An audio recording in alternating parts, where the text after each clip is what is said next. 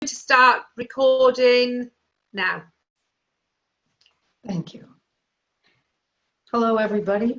I'm Helyn Connerr, and I really thank Debs for asking me if I'd come along tonight and do a little presentation to the roots of life. So thanks, Debs. I've been on a mission for the last several months. I've basically been trying to look beneath all the news stories and all the media and try to figure out what's going on from the top, looking down into it. The current events, I'm sure we've all had pretty much everything we need. You know, we've had plenty. And I'm not talking about that tonight. I'm not talking about current events. I'm talking about what's going on underneath the current events. So it's more of an energetic approach. I've been trying to gather people together to take this journey with me, because I think doing that allows us to disperse the fear and the concern with its randomness, and just feel better and more empowered within ourselves during some very, very challenging times. I need to put us all back into the driver's seat.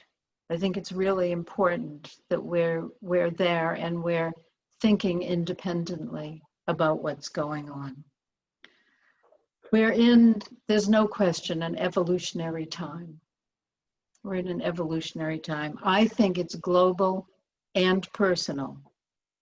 And the more we retreat from involvement, the less personal it becomes for us. The global part is going to happen anyway. It's going to happen anyway because we're in it, and the time is here, and this is the evolutionary period. But what I'm hoping is that we will become participants rather than spectators.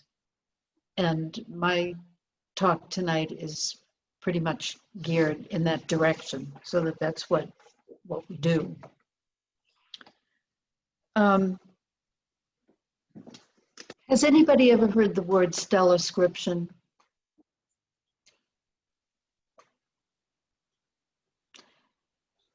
Stellascription. It sounds like looking at the stars and seeing what's written there. The writing in the stars, the messages in the stars. And that's the approach that I'm taking tonight. Stellascription allows for stories to penetrate into our minds, that we can involve ourselves in the stories and participate in the stories and use them as an entry port into what's going on. Stellascription leads us into synchronicity. What I mean is that there's correspondence between two things that don't apparently look like they're alike at all. They look to be alike only because they're happening at the same time. And a story that's going across the sky as an encrypted message is happening at the same time as all these events that we're involved in on the earth. And this is very different from the causal approach to astrological phenomenon, which tries to force the results into a causal relationship with where the stars are. And whenever we do that, we run headlong into the dilemma of nobody can explain how it works. Gravitationally, electronically, there isn't any force that would extend all the way from Pluto down to the Earth. Therefore, astrology doesn't exist. And I'm afraid this is a place where there are so many people have gone because it's not causal, it's synchronous. So that's where we are. So my aim tonight is to tell you stories. I'm going to tell you stories to engage you, to make you feel part of it, to intuit and understand and love the material, to drop the fear if you're still in a position of having some, and to become involved in the synchronicity of these days. If we're involved in a story, we're making the whole procedure much more human and less remote. And I think that that's probably where we want to be. I'm going to use very simple and direct language in my presentation tonight. Astrologers generally use astro jargon, and it's a way that astrologers talk to each other, and I'm not actually going to do that tonight. So that's fine. I've translated all of the complex processes that astrologers usually talk about in jargon back down to what they really mean, what the process really is, so we can get a handle on it.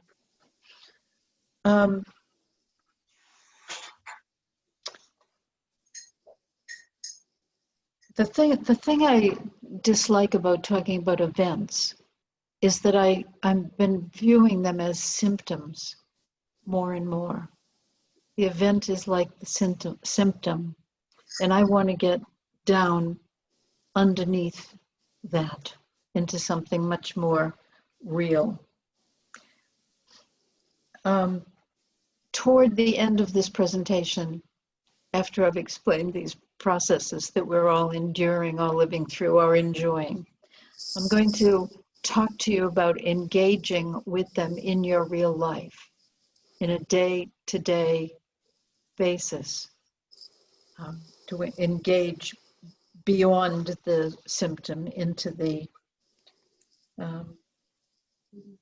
fundamentals.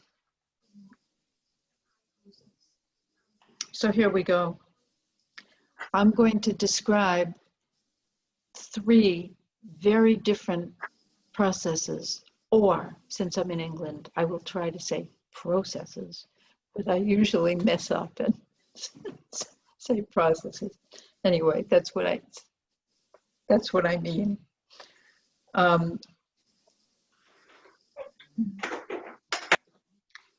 These 3 different processes have coexisted before, but not for about 3,000 years. That's even longer ago than when we developed telescopes. That's why we have to view this as evolutionary, because it's basically never happened before. It deals very heavily with collectivity, and we didn't even know. We hadn't evolved to the place of having collectivity 3,000 years ago. So it'll be very interesting to see where we go with this particular period.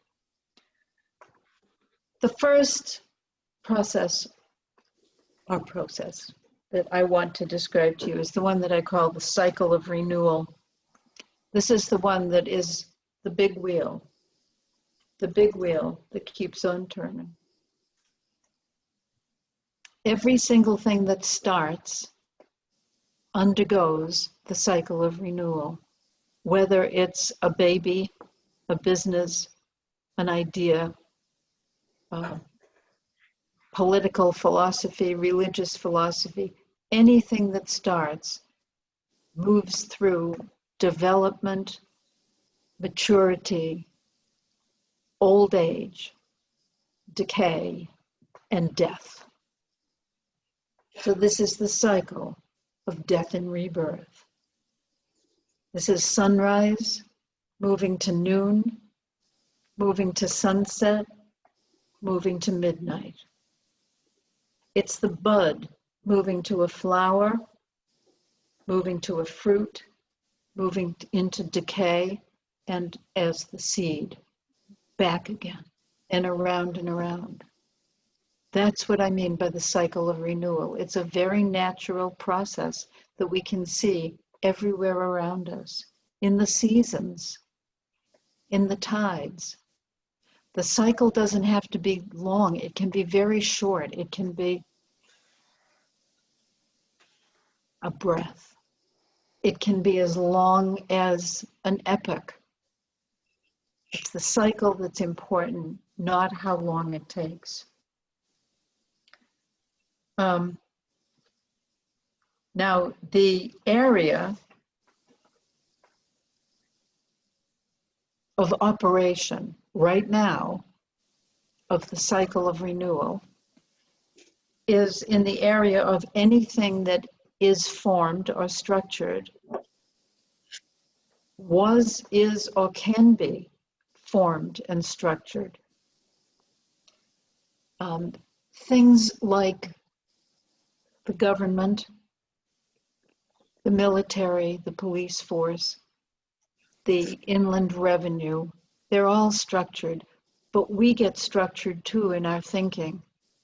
When Christmas rolls around and you think about where to put your Christmas ornaments, you might find that you have become structured, and certain things go in certain places every year. You know what I'm going to suggest? That you bring right into your own life something of the cycle of renewal on a voluntary basis and change where you put your Christmas ornaments. And how about it's Tuesday night, we must be having chicken. It's Thursday night, we must be having beef. No, it might be a really important practice that will help you through the rest of these cycles if you voluntarily start doing some of those things. So that's it for death and rebirth, and death and rebirth, and death and rebirth. The big wheel. The second process that I'm wanting to talk about is the one that I call sudden thunder and lightning. Out of the clear blue, where you never saw it coming, and everything seemed to be going along nicely and calmly, comes this thunder and lightning storm. The qualities of a thunder and lightning storm are unpredictable, never saw it coming, goes as quickly as it arrived, quirky, original, revolutionary. These are the qualities of sudden thunder and lightning. And the area of life in which they're playing out right now is very different from the area of life of the last one. In fact, the energy is totally different than the last one, too. Thunder and lightning has nothing to do with the big circle of renewal, which is predictable. But it's the thunder and lightning is playing out in the area of our values, what we find important, our income, our outflow, whether we're an individual or a country. Surprising and sudden new needs presenting themselves.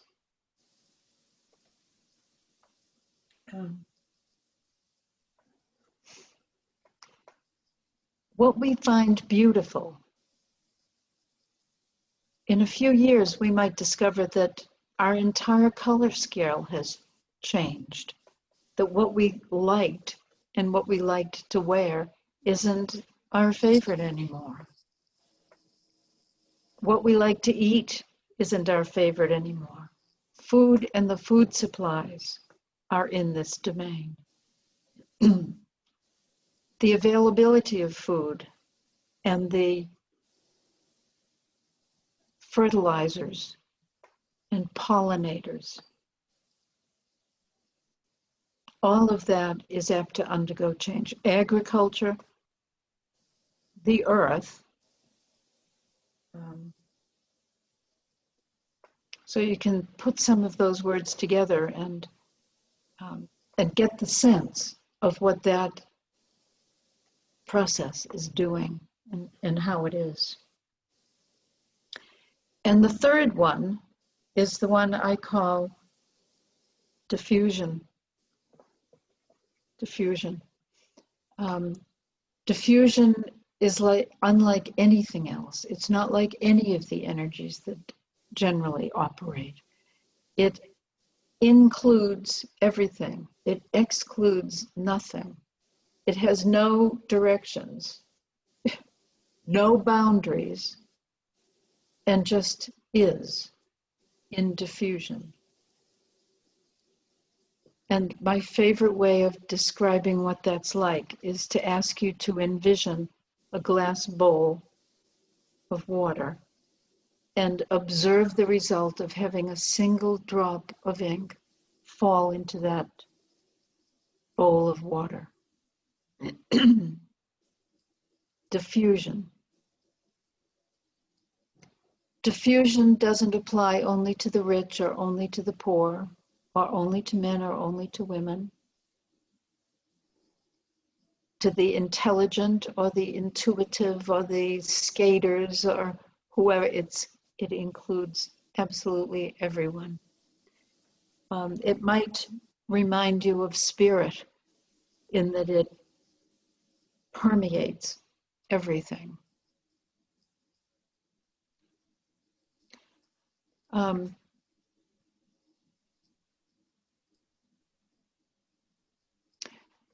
The ocean is another wonderful example of diffusion, except that it has so many things living in it that are all different, but they're all included as well. And diffusion doesn't have an area of operation now as the other two energies did.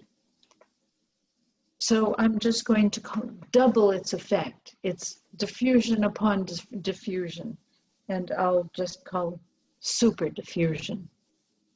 That's what we have.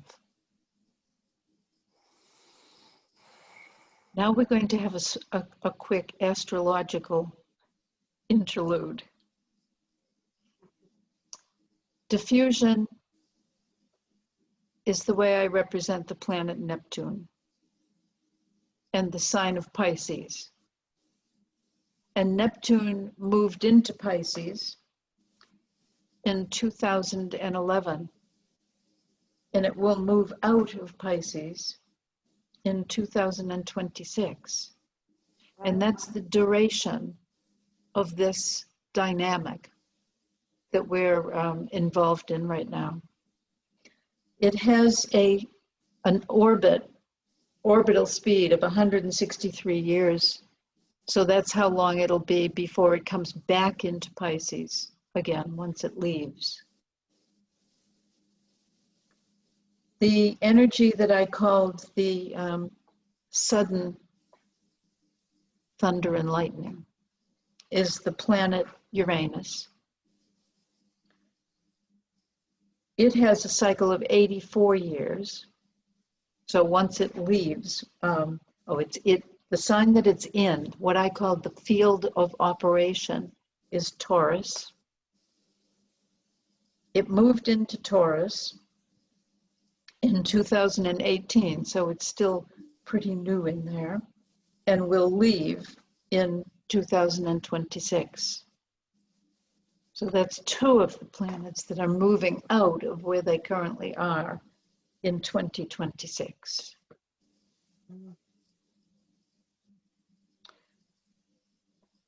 The one I began with, the cycle of renewal, relates to the planet Pluto,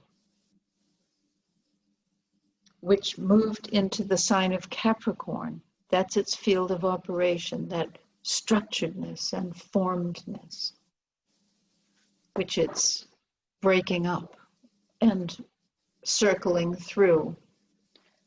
It went into Capricorn in 2008. Anybody remember that year as having a particular significance?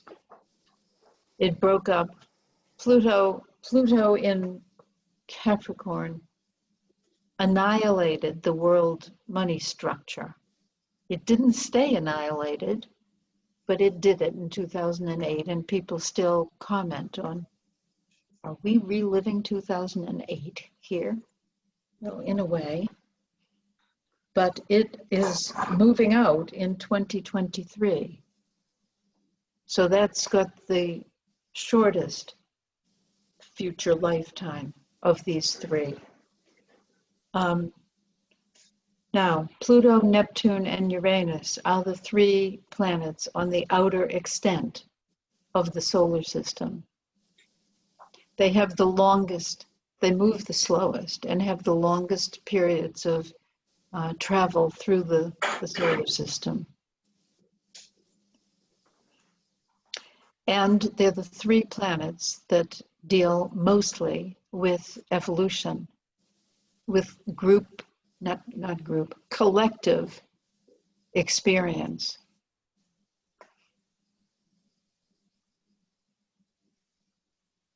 Okay.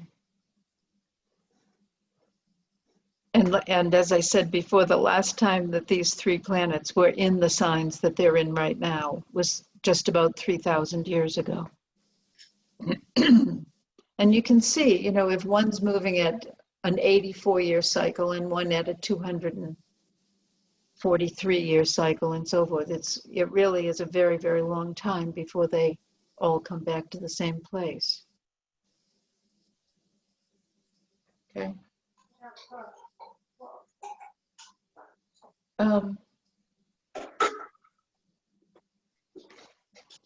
Now the fourth dynamic that I want to talk about is our saving grace.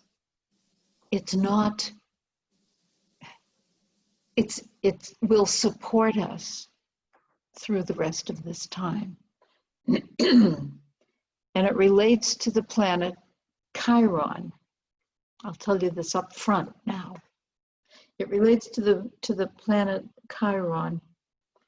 And Chiron stands at the interface between the three outer planets that we've just been talking about, the collective ones, and the other planets which are deeply personal. Chiron stands right between the personal and the collective.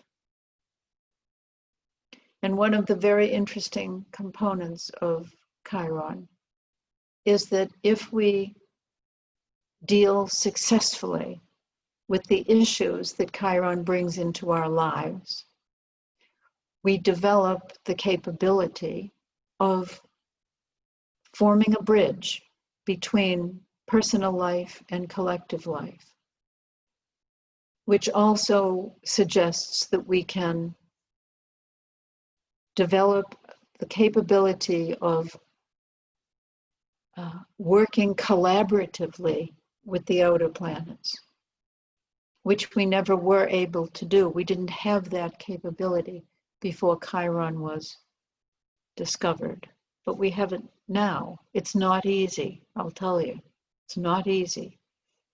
Chiron has a 51-year cycle. So if you happen to be 51, you also have Chiron where it is right now, which is in the sign of Aries. And you're about to have, or have just had, your Chiron return, which is very exciting. There are those who say once a person's had their Chiron return, they can sit on their own mushroom. Magical, isn't it? So here we are, working with sudden thunder and lightning, working with the cycle of renewal, working with super diffusion,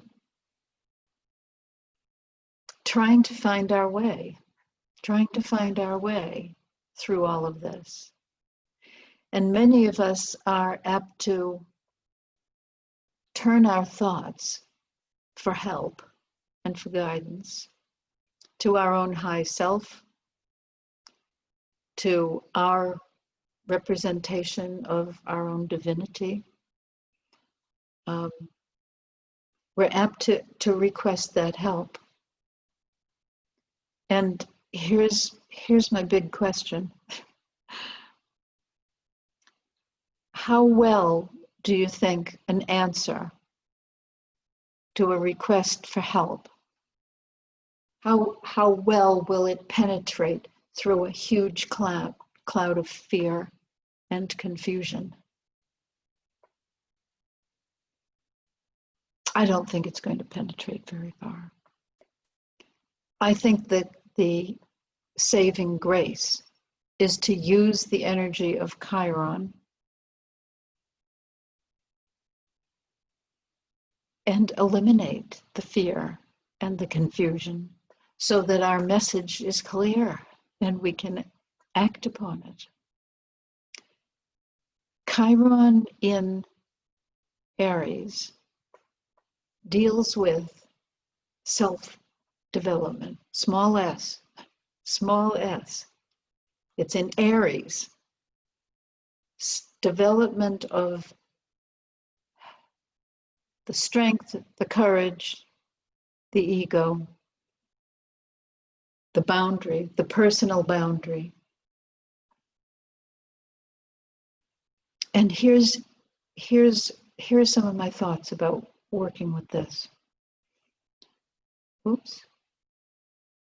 Gosh. Sorry, my view just completely changed and I lost most of you from view.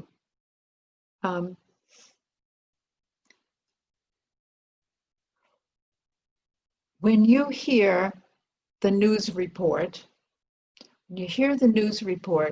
and something really awful has just sprang onto the public stage, I suggest that what you do is, as quickly as you can, identify which of those three major dynamics it relates to, the ones that I've just described.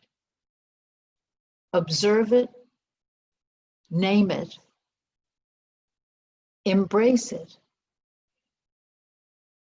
for what it is. It's an evolutionary moment when that happens. It may not be yours, it may be one of the global ones, but naming it demystifies it. And then go into your heart. Here's the practice for all of this. Into your heart, into the core of yourself as quickly as you can, and pause. And pause first and come out really slowly, but only to the inside of your skin. That's your goal, to inhabit the inner layer of your skin. The skin is the outer limit of your personal boundary. And Chiron coming out to the skin at the outer limit of your personal boundary gives you that possibility of bridging again between the personal and the collective. The announcement that comes through the radio might be yours. It might be that your employer has just reported that they've become bankrupt. Then it's your mission. It's your evolutionary moment. Again, back inside, come out only to the inside of your own skin and identify things like how you might be able to juggle your current values and your current sense of what's important and what isn't in order to allow for reduced income.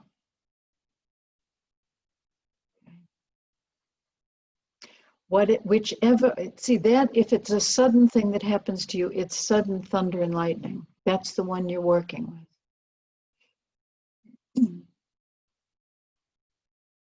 If it's that your organization is undergoing restructuring rather than bankruptcy, then it's the cycle of renewal. And again, naming it helps a lot.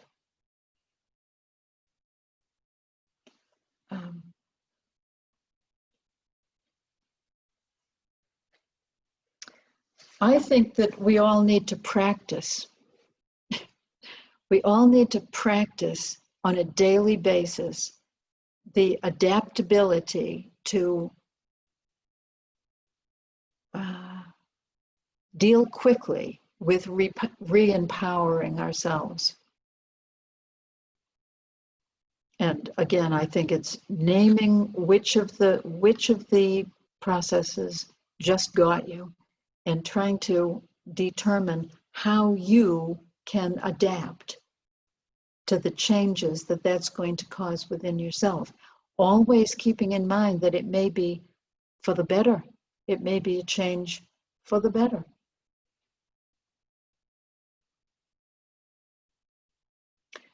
Evolution's a funny thing, isn't it? See, the reason I'm dwelling on this a bit is because I think that if we don't make this personal, we aren't going to be evolving with the planet, with the larger picture. And we will become spectators instead of participants. But by practicing, no matter what you hear, if it's a surprise, if it's a change, if you discover within yourself that what you thought was having a glass of wine in the evening is moving you toward something much more serious than that, and you're becoming an addict rather than experiencing the compassion, then ask yourself how you can refocus the great diffusion into a way that's more satisfying in the long run to yourself and your own personal evolution.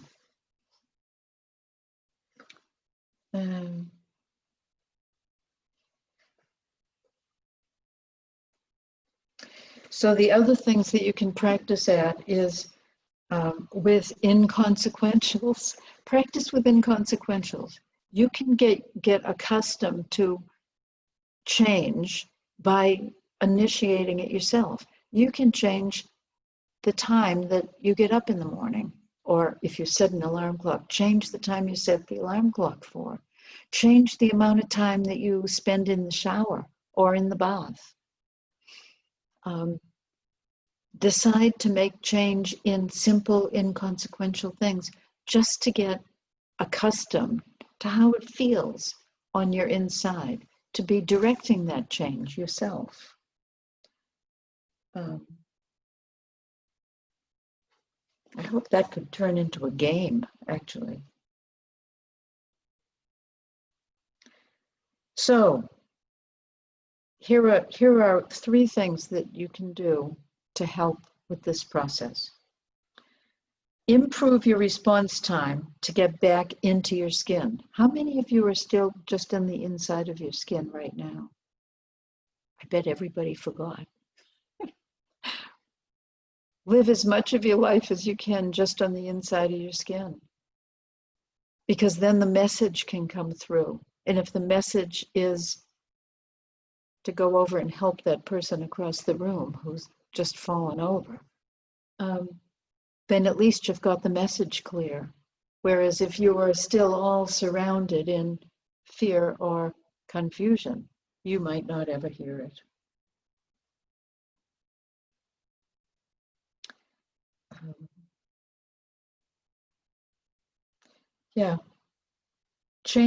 Improve your response time to identifying which of the dynamics just hit you or hit the world. And 3, improve your response time for how you can personally grow by choosing to accommodate the change that's just happened. I'm very definitely proposing that we become participants in this, not scared of it, because they all have names. They all have names. We all know we're in an evolutionary period that's going to last several more years. And we can grow with it enormously and contribute back to the overall evolution. Okay. Now, we have 7 more minutes. I did it. There are 3 things I would like to do with the next 7 minutes. One is to see if there are questions, and I'm hoping that Debs will do that for me. One is to share my contact details, which I have done.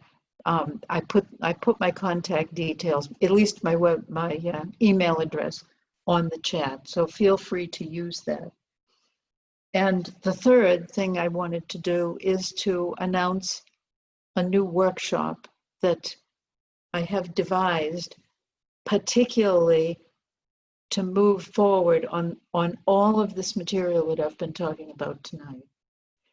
And I thought I would call it, I named it actually, and I wrote its name down. Drawing down the courage. Drawing down the courage.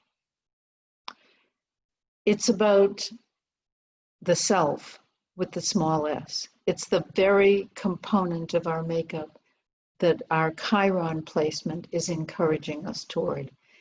And we're all very different.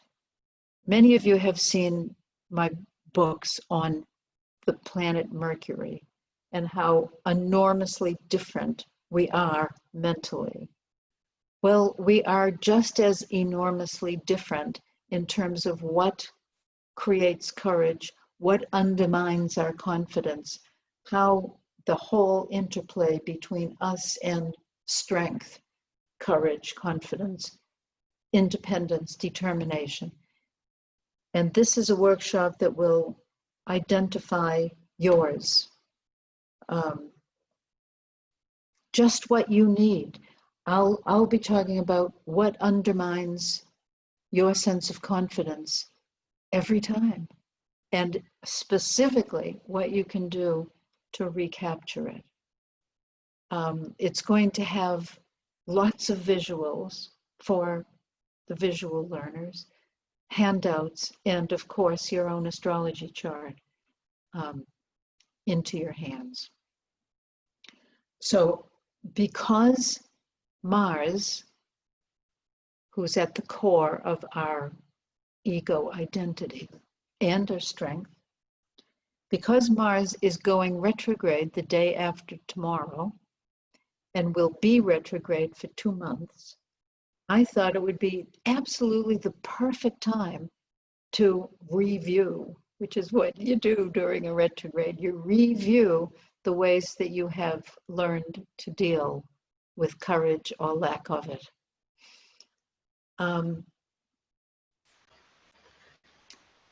So it's going to be retrograde for 2 months. And then the following week, the moon is going to be new. And you never start anything just before a new moon.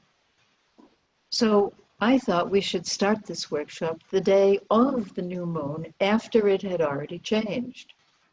So I'm looking at Thursday, the 17th of September. And my first thought was between 4:30 and 6 o'clock in the afternoon. Because I hoped that that would be a convenient time in between maybe the working day and the evening activities. And I would like to know if anyone would like to work actively with their Mars placement, enhance the Chiron capability within ourselves, and take it from there. So That's Okay. that's my presentation. Debs, hi, you've come Brilliant. back. Hi, I'm back. Hi. So I've just put a message on the chat. Quite a few people said they're interested in your course. So if you are, can Helen have your email addresses, please? Yes. So she can follow that up. I'm assuming this is going to be on Zoom, is it, Helen? It is. This course? Yes, it is. It'll be on Zoom. Yeah. You don't have And to go out how anywhere. many? Okay, how many sessions are you looking at? One session. And Yep. how much are we looking at for the workshop? I thought of £20. £20. That seems very reasonable. So how do they pay you? Is that just via It could be PayPal. PayPal? Okay. That's So if about. I get the details over to you, then obviously you can sort that out. So I've got a number of questions that people are asking, and if anybody else can put a couple in the chat, you know. So Deirdre's asking, how do you? So please do this. Go into your heart, pause, come out slowly, only to the inner layer of your skin. How do you do it? Is that yes. the question? Deirdre, is that That's the question? How do you do it? It's a mental practice. Do you know that your attention can circulate around your body under the guidance of your own intention and your mind? So okay. it's. Let me try. I know that our consciousness goes around our body, sometimes involuntarily, like if you stub your toe or drop a window on your fingers or get your hand caught in the door, the car door. Okay, your attention goes to the injured place. But under the direction of our own mind and intention, we can move our consciousness around ourselves. It's a wonderful thing to be able to do. And you can put all your attention into your heart and nowhere else. You've taken it from your arms and your legs and everywhere else, and it's right there in your heart. And that's where it is. And from there, you expand your sense of where you are right out to the inside of your skin and stop there. You stop there. So that, I mean, if you try, I'd love to do some practices, but if you could feel the floor, feel your shoe underneath your 2 feet, become aware of it. If you're aware of it, that's where you are. And then bring it right up to your bottom, sitting on the chair. That's where your attention is, that's where you are. And you can feel your whole entire body, or you can isolate spots of it. The reason that I'm suggesting the inside of the outer layer of your skin, not the outside, but the inside layer of your skin, is because that's as far out as you can go and still be within the boundary of yourself. So it's a very strong, strong position. Does that help?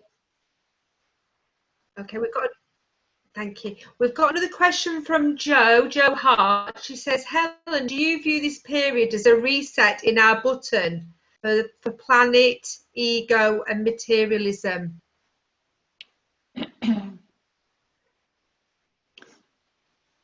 I think it's an overall evolutionary period. I think that the answer is yes to each of the bits that you identified, but I believe it'll go way beyond that. I think it will be way beyond that. We have to review our values. We have to review our structures. I mean, you'll find, if you look into this, you're going to find yourself that some of the things that you do routinely and really enjoy need to be surrendered because they're dead.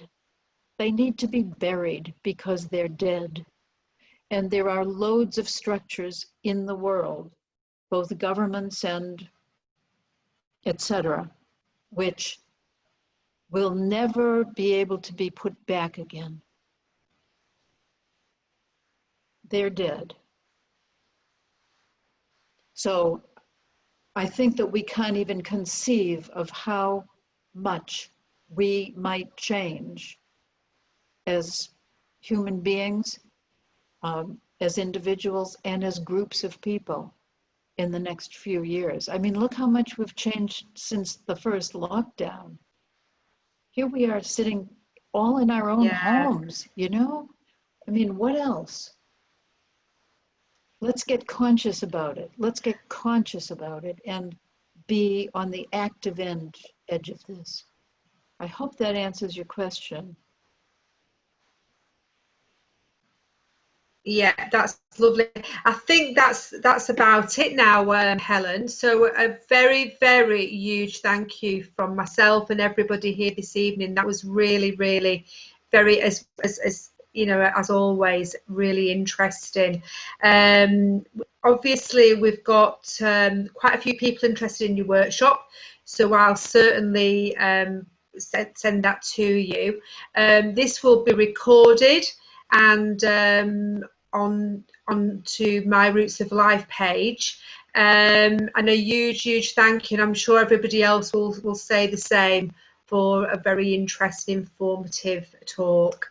And I think, you know, if you can continue doing some other workshops going forward, I think they'd be very beneficial, Helen, as you know. Yes, I'm sure I will. Just to add to this, can you also just mention, because you gave one to me last week and I was really blown away by it. You did a chart for me, didn't you? You did the you did my chart with my birth, and you said exactly what's going on. I don't know if you want to mention about you doing that, those readings for people. Thank you very much. And let me explain what it was that I did for you, Deb. I mean, I know you know, but for the others, I looked at Deb's natal chart with the 4 planets, the 4 processes that we've been talking about, superimposed upon her chart. So I could talk to her about where the sudden thunder and lightning might emerge, where the cycle of renewal where the diffusion might happen, and how it might happen. So it was taking a presentation like this and making it personal. And it isn't a chart reading, you know, because when I do a chart reading, it's, you know, into the depths. This is easier to deal with for a client. It isn't as in depth, but it does give you a way to pin down the material we've just been talking about in a personal way. And Deb seemed to enjoy it all right. She survived. I did. It was really interesting. It was very interesting. I did absolutely. It was very relevant as well. So if anybody's interested in that, again, I'll be putting on the Keeping Connected page your details so anybody can get in touch with you. All right. Thank you to everybody. And just to say, the next everyone too. Yeah. Thanks, Deb. Pardon? Me? Sorry, I can hear you. Yeah, I just wanted to say that the next talk next week will be on Monday, the 14th at 11 a.m. Not 7 p.m., 11 a.m. with Narelle Summers, and she's doing a talk on Be Kind to Your Mind. Okay, so a really good evening to everybody. This will be recorded and I'll send you all the details to everybody about Helen. All right, thank you. Right, God bless everybody. Thank you. Thanks.